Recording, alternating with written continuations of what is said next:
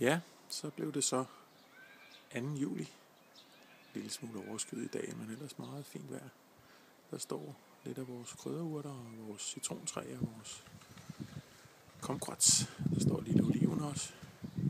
Går vi herhen. Der står en lille fin rose og breder sig lidt der. Men ellers så er der jo gang i drivhuset. Der hænger agurker ned fra taget. Og det er blevet lidt mere vildt. Der er mange blomster på vores agurker. Og fine agurker er der også blevet til. Der sidder lidt rundt omkring og hygge, så der sidder der en enkelt.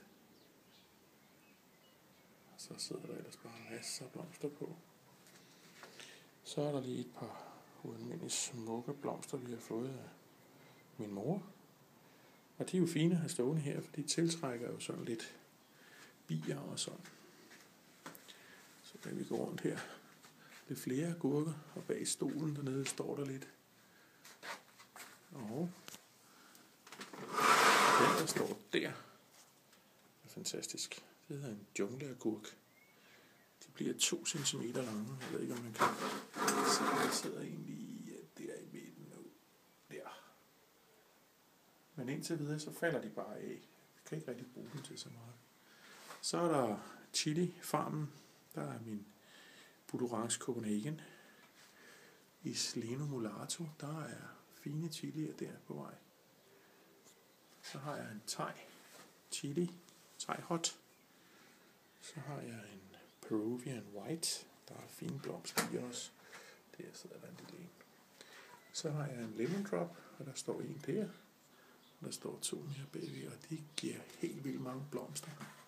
Og fine frugter er også på vej. Så har jeg 2 gule snackpeber, der står der.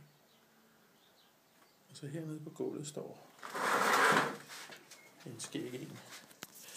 Fik jeg min søster og svoger sidste år og overvintret ude i drivhuset som frø.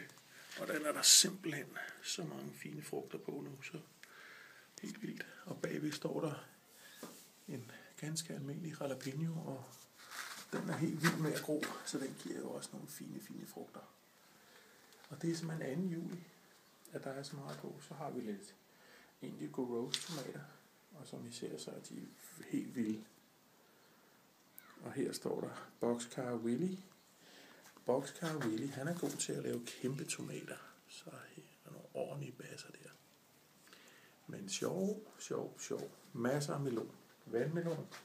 Allerbagerst derinde bagved er der en, det hedder en cantaloupe, som er bare en gul honningmelon. Men her, mine damer og herrer, en kæmpe stor, fin melon. Og her er min hånd ved siden af, så man kan sådan se, hvor stor den er blevet. Meget fin. Den skal vi have hængt op i den lille net, så den kan overleve. Så har jeg lidt krydderurter, lidt basilikum og lidt pluksalat. Og der er der plukket en enkelt agurk.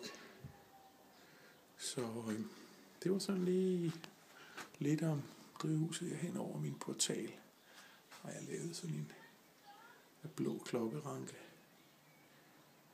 Yes. Og så herude har vi i det andet hjørne har vi flot husløg fra moster og onkel og en lavendel. Så det var sådan lige lidt om drivhusets sådan 2. juli, hvordan det ser ud alt sammen. Og på gensyn.